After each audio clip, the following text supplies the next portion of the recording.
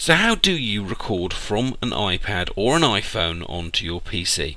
How do you get decent quality footage for professional looking videos? Well, you don't need lots of cables and you don't need lots of cameras, because you can do it with just a couple of apps and a wireless network, and in this video I'm going to show you how.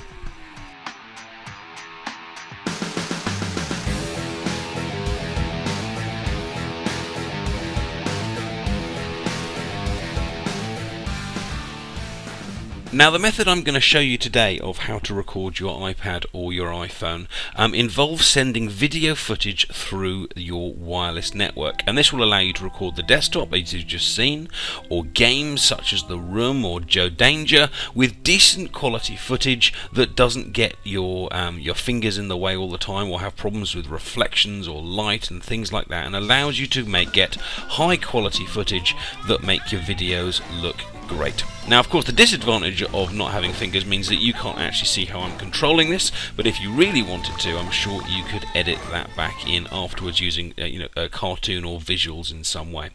Now, the method that I'm going to show you, it does cost a little bit of money, and it uses a bit of software called Reflector, and you can find that at a website called reflectorapp.com.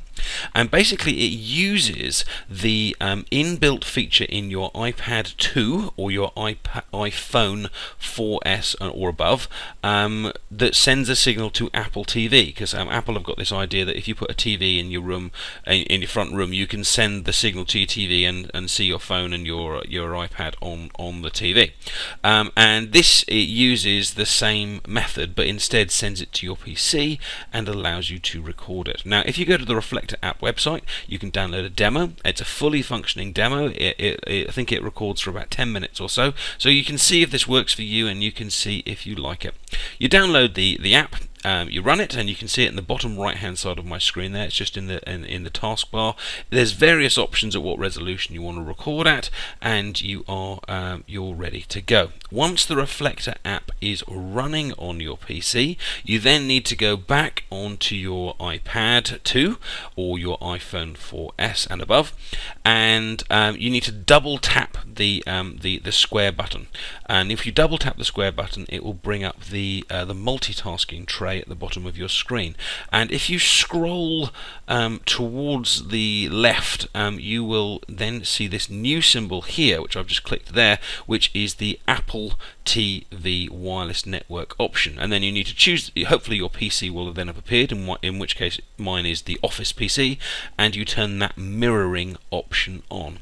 Now, I have found it sometimes takes the app or the iPad a little time to find that connection, so just keep checking it, keep tapping in, tapping out, and I think it takes up to a minute or so to find that connection.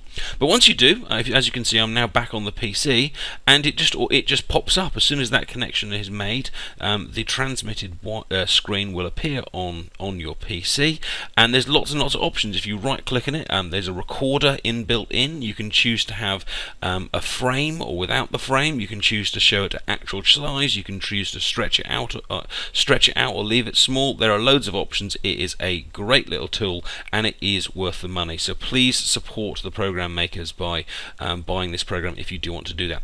However, I did find that fraps was better for recording purposes than the inbuilt recorder. I found that it was slightly smoother and slightly higher quality, especially if I wanted to edit it afterwards. Now, effectively all I'm doing is I'm recording the screen.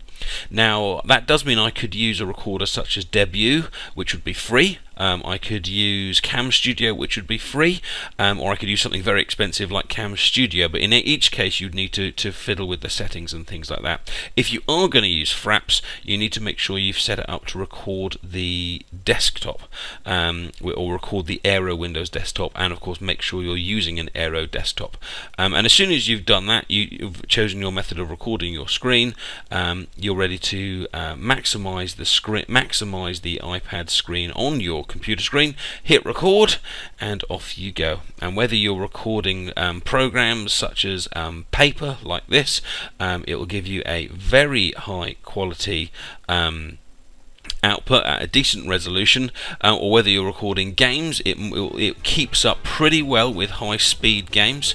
It jerks occasionally when you go in and out of programs, but apart from that, I'm very pleased with this, and I hope it allows you to make some high-quality videos of your own. Please like the video if you have found it useful, and subscribe to the channel for more useful tutorials. Take care, and I'll see you soon. Bye bye.